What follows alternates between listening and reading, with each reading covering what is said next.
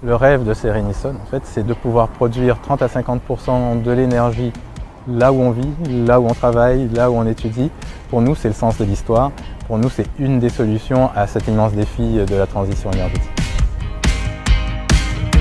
L'autoconsommation collective, c'est de réunir de la production, ici réalisée sur la toiture d'une école, et des consommateurs, des foyers, des consommateurs publics, comme l'école qui est derrière moi, et puis aussi des consommateurs privés, comme des entreprises.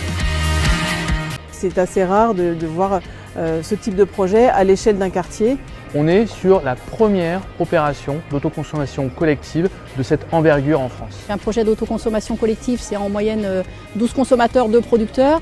Sur un projet comme celui d'aujourd'hui, on est plutôt sur 4 producteurs, 80 foyers, demain on cible 150 foyers.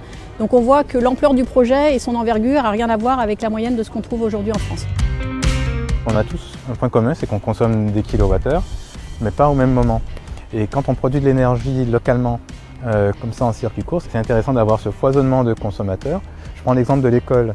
L'énergie qu'elle ne consomme pas, mais elle ira aux riverains qui sont à côté pour alimenter leurs besoins au quotidien ou les entreprises qui sont sur le territoire. C'est un projet collectif entre voisins. Il n'y a pas juste la dimension écologique, il y a aussi la dimension sociétale au sens où on va échanger et être ensemble pour faire quelque chose. C'est très agréable de voir que finalement, autour de nous, beaucoup de personnes se sentent concernées par le sujet. On est ici dans un quartier où juste de l'autre côté de la rue, il y a des logements sociaux, il y a des personnes qui sont locataires et qui n'ont pas les moyens d'investir dans des panneaux solaires.